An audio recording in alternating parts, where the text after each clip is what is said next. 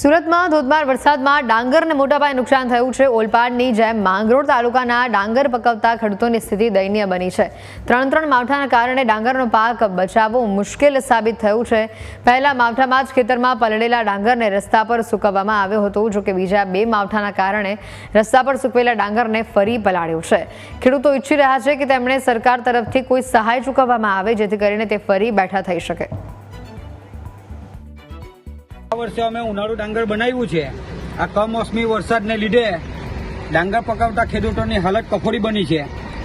ગયા વર્ષે પણ ચોમાસું ડાંગર બનાવેલું, ત્યારે જ્યારે કોળિયો મોંમાં આવ્યો તે ઘડીએ વરસાદના વાવા વિંજોળાની લીધે જે નુકસાન થયેલું તેનું સરકારે સર્વે કરાવ્યું, તેમ છતાં પણ આજ દિન સુધી એનું સર્વેનો એક પણ રૂપિયો ખેડૂતના ખાતામાં મળ્યો નથી। આ વર્ષે પણ એટલું મોટા પાયે નુકસાન છે, મિલો ડાંગર લેવાનું બંધ કરી દીધું છે।